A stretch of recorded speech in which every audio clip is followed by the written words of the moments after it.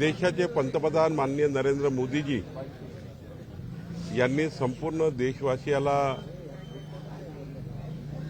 या देशातील संपूर्ण मंदिराची, सर्व समाजाचे सर्व मंदिरं, मग ग्रामदैवत असतील, जसं आता रोकडोबा मंदिरामध्ये आपण आहोत पुणेमध्ये, या महाराष्ट्रातले संपूर्ण मंदिरामध्ये आज साफसफाई अभियान सुरू झालं आहे। जनतेने उत्स्फूर्तपणे या अभियानामध्ये आपला सहयोग देणं सुरू केलेला आहे। 14 ते 21 पर्यंत हे अभियान सुरू असणार आहे, काही आज, काही उद्या, काही परवा। पण या अभियानामध्ये एकही मंदिर असं नको ज्या ठिकाणी रंगरंगोटी असेल, साफसफाई असेल। या ठिकाणी आज पुण्यामध्ये रोकडोबा मंदिरामध्ये आमचे सर्व राजेश पांडेजी असतील, आमचे आमदार सिद्धार्थ शिरोडजी असतील, मुरली मोहोळजी असतील आणि सर्व आमच्या महिला भगिनी मोठ्या प्रमाणावर, ग्रामस्थ, येथील ग्रामस्थांनी मोठ्या प्रमाणावर साफसफाई अभियान केलं आहे। आणि माननीय पंतप्रधान महोदयांनी या अभियानाला देशव्यापी अभियान करण्याचा एक निर्णय घेतला आहे। त्या आधारावर आता त्याची सुरुवात महाराष्ट्रातही आज सकाळपासून मोठ्या प्रमाणावर महाराष्ट्रातही सुरू झाली आहे। सातत्य राहणार का याच्यात? हां, फोटो सेशन नाही होणार।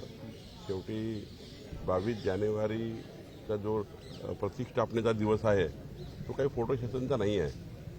तो या देशातल्या, महाराष्ट्रातल्या प्रत्येक हिंदू समाजाच्या हृदयातला अत्यंत महत्त्वाचा दिवस आहे। ज्या दिवसाची वाट 527 वर्षापासून संपूर्ण देश, विश्वातले हिंदू समाज आणि महाराष्ट्रातला प्रत्येक व्यक्ती बघतो आहे।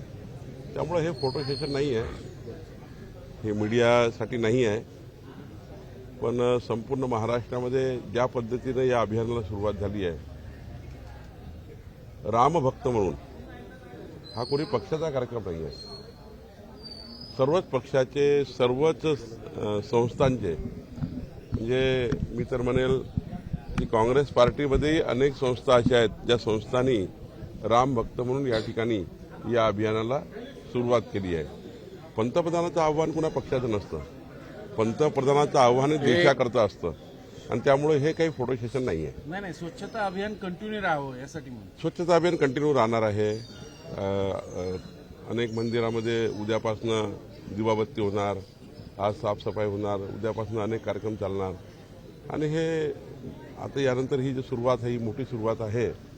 आणि महाराष्ट्रातला प्रत्येक व्यक्ती, प्रत्येक ज्या देवाला जो मानतो, कारण प्रत्येकाची भावना प्रत्येकाच्या वेगवेगळ्या संस्थांशी जोडलेली आहे। त्यामुळं त्या ठिकाणी मला वाटतं हे अभियान पूर्ण करतील। आजपासून महायुतीच्या मेळाव्याला सुरुवात होती। कशा प्रकारचे महामेळावा असणार आहे, काय काय या मेळाव्याचा अजेंडा? पालकमंत्री येणार असं ठरलं होतं, पण दादा आज येत नाही। हे अजितदादा, देवेंद्रजी आणि एकनाथजी, मी आणि तटकरेजी आणि आमचे राज्याचे सर्व अध्यक्ष विभागीय मेळाव्यामध्ये राहणार आहोत। जिल्हास्तरीय मेळाव्यामध्ये जिल्हास्तरीय नेतृत्व असेल, त्या जिल्ह्यातले आमचे प्रमुख नेते असतील ते राहणार आहेत। आणि आजपासून जे महायुतीचे मेळावे आहेत यामध्ये उद्याच्या काळामध्ये मंडळापर्यंत, तालुक्यापर्यंत आणि मग बूथ स्तरापर्यंत आणि फरवरीच्या काळामध्ये विभागीय स्तरापर्यंत आणि मग राज्यस्तरावर, जसं मागच्या वेळी राज्यस्तर झाला। शेवटी महायुती जर आहे तर महायुतीमधला घटक पक्ष हा प्रत्येक घटक पक्षाला त्या ठिकाणी सामावून घेतलं पाहिजे, सर्वांची प्रतिष्ठा राखली पाहिजे, त्यांना सर्वांना सोबत घेऊन आमची महायुती ही महाराष्ट्रामध्ये क्रमांक 1 वर कशी राहील याबद्दलची आम्ही सुरुवात केली आहे। लोकसभा निवडणूक जवळ आलेली आहे आणि या सगळ्या पार्श्वभूमीवरती महायुतीचं जागा वाटपाचं कधीपर्यंत साधारणतः फॉर्म्युला जाहीर केला जाईल किंवा त्याच्या संदर्भातला निश्चित झाला आहे का फॉर्म्युला? निवडणुकीला अजून उशीर आहे, अजून उशीर आहे निवडणुकीला। त्यामुळं निवडणुकीच्या कोड ऑफ कंडक्ट आहे, आचारसंहिता लागतील आणि मला वाटतं मग केंद्रीय पार्लमेंटरी बोर्ड आणि आमचे महायुतीचे नेते एकत्र बसून निर्णय करतील। काल नारायण राणे यांनी शंकराचार्यांबद्दल जे काही वक्तव्य केलेलं आहे त्यावरून सध्या वाद सुरू होतोय। काँग्रेस आंदोलन सुद्धा काही ठिकाणी आज राज्यात करत आहे। या सगळ्या पार्श्वभूमीवरती काय प्रतिक्रिया आहे? नाही, माननीय नारायण राणे साहेबांनी स्वतः आपल्या वक्तव्यात सांगितलं आहे प्रवेशाकरता रांग लावून आहेत. भाजपकडे मोठ्या प्रमाणावर पक्षप्रवेश होणार आहेत. पक्षप्रवेश काही आवश्यक नाही आहे की लोकसभा आणि विधानसभेचा असला पाहिजे. लोकसभेच्या तोंडावर नेमके किती असे आणखी इन्कम काही सर्वच अजितदादा, देवेंद्रजी आणि एकनाथजीकडे मोठ्या प्रमाणावर असे पक्षप्रवेशाचे आपल्याला काही हादरे महाराष्ट्रात दिसतील आणि ते मोठे हादरे असतील. टार्गेट काय आहे? सेना झालं, टार्गेट- राष्ट्रवादी झाला तर फक्त काँग्रेस राहिले. टार्गेट काही नाही आहे. शेवटी मोदीजींच्या नेतृत्वामध्ये आत्मनिर्भर भारताच्या आणि जगातला सर्वोत्तम भारत, जगातली तिसरी आर्थिक व्यवस्था महासत्ता भारत होणार हे स्वतः आता चायनाही कबूल करायला लागला आहे. आणि त्यामुळं दुश्मन देश चायना कबूल करतोय की भारत आता पुढे निघून गेला आहे. अशा वेळी मोदीजींना साथ देण्याकरता जे कोणी येणार असतील, जे कोणी आमच्या पक्षामध्ये आमचा विचार स्वीकारत असतील आणि हा दुपट्टा घालायला तयार असतील भारतीय जनता पार्टीचा, त्या दुपट्ट्याला आम्ही टाकायला तयार आहे. त्यामुळे आम्ही निष्ठावानावर अन्याय होते त्यांचं काय निष्ठावान अन्याय होत नाही. आमच्याकडे खूप ऑक्युपन्सी आहे, आमच्याकडे खूप त्या ठिकाणी व्हॅक्यूम आहे. पक्ष मोठा केला पाहिजे. शेवटी कधी ना कधी नवीन पिढी पक्षामध्ये आली पाहिजे. प्रस्थापित आहेच आमचे लोक, त्यांना संधी दिलीच पाहिजे. पण ज्या ठिकाणी पक्ष काही आम्ही पूर्ण नाही आहेत, अनेक ठिकाणी अपूर्ण आहोत. अजूनही काही पक्ष पूर्ण आहे का? अनेक ठिकाणी अपूर्ण आहोत. पुण्यातलंच उदाहरण देईन. अजितदादाकडे तुमच्यासोबत आल्यामुळं तुम्ही ऑलरेडी सत्तेत होतं, पूर्ण सत्तेत होतं. तुमचे लोक आता साईडला पडलेत सगळे. काही साईडला नाही पडले आहे, काहीच साईडला नाही पडले आहे. एखाद्या पदाने एखाद्या व्यक्तीच्या आल्याने कोणी काही साईडला पडत नाही. ज्यांचं नेतृत्व त्या लेवलला सांभाळण्याचं काम आणि त्या नेतृत्वाला बळकटी देण्याचं काम भारतीय जनता पार्टी करत आहे. आणि त्यामुळे कोणी काही डावललं जात नाही आहे, कोणावर काही अन्याय होणार नाही आहे. जी स्थिती आहे त्यापेक्षा चांगली राहणार आहे. काही काळजी करायची गरज नाही. अँब्युलन्स घोटाळ्यावरून आरोप होतोय. वडेट्टीवार म्हणतोय 8,000 कोटी टेंडर द्यायला लावलं, वरनं दबाव आला. पुणे महापालिकेचा विषय आहे. मला माहिती नाही. वडेट्टीवारलाच तुम्हाला विचारला गेला आणि वडेट्टीवारचं उत्तर ज्यांनी घोटाळा केला असेल ते येतील किंवा त्याची चौकशी होतील. शरद पवारांनी असं काल माध्यमांसमोर प्रतिक्रिया दिली की इंडिया आघाडीकडून एक चांगला नेता, एक चांगला पर्याय देशासाठी देऊ, पण इंडिया आघाडीकडे अजून संयोजकच मिळत नाहीये. कशी आघाडी ही भाजपला? खरं तर दोन गोष्टी महत्वाच्या आहेत. शरद पवार साहेबांना माझी दोन प्रश्न आहेत.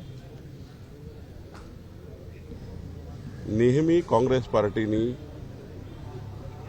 या देशातल्या हिंदू समाजाचा अपमान केला. परवा बघितलं असाल, अयोध्येच्या श्रीराम मंदिर न्यायालयाने त्यांना निमंत्रण दिलं काँग्रेसला, आणि सर्वपक्षीय निमंत्रण आहे, देशातल्या सर्व पक्षाला निमंत्रण आहे. पण काँग्रेस पार्टीने बहिष्कार टाकला. काँग्रेस पार्टीने सुप्रीम कोर्टामध्ये जेव्हा जे अफिडेव्हिट दिले की अवधपुरीमध्ये प्रभू रामचंद्राचा जन्म 8,000 वर्षापूर्वी झाला होता, सत्य मांडताना त्यांनी काल्पनिक आहे म्हटलं. काँग्रेस पार्टीने काल्पनिक सांगितलं. रामसेतू काल्पनिक सांगितला. काँग्रेस पार्टी आणि इंडिया आघाडी अशी आहे की उदयनिधी स्टालिन, तामिळनाडूच्या मुख्यमंत्र्याचा मुलगा, आम्ही सत्तेमध्ये आला म्हणजे इंडिया आघाडी सत्तेमध्ये आला. उद्धव ठाकरे सत्तेमध्ये आल्यानंतर इंडिया आघाडी सत्तेमध्ये आल्यानंतर हिंदू सनातन धर्म संपवून टाकू अशी भाषा करणाऱ्याची आघाडी आहे. अशा आघाडीला कोण नेता मिळणार आहे? आणि नेता मिळाला तरी काय हाल होणार आहे? देशाची जनता काय हाल करणार आहे? हिंदू सनातन धर्म संपवण्याची भाषा करतात आहे.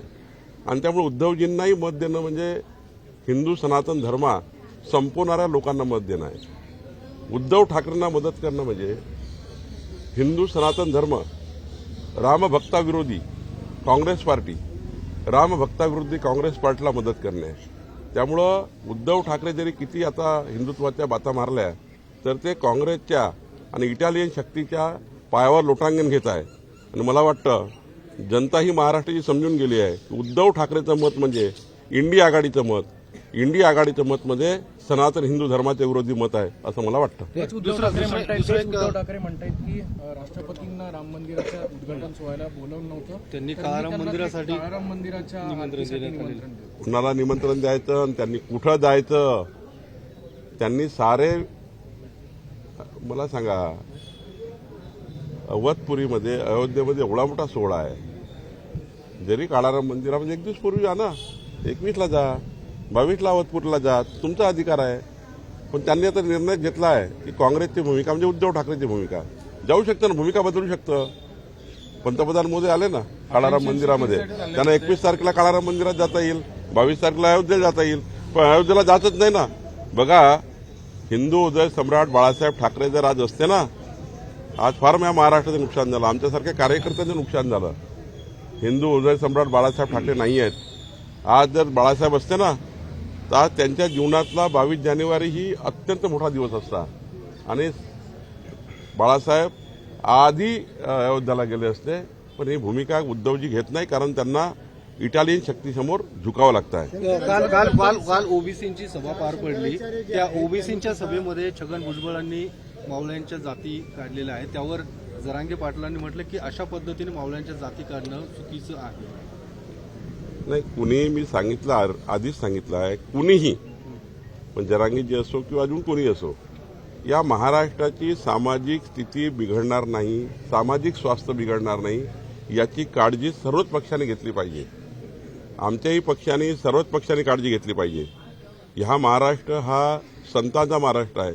किती मोठी पार्श्वभूमी आहे, दिवस लागेल पार्श्वभूमी मांडायला. महाराष्ट्र असाच महाराष्ट्र तयार झाला नाही आहे आणि अशा महाराष्ट्राला तुम्ही कुणी डॅमेज करता येत नाही, कुणाही समाजाला डॅमेज करता येत नाही.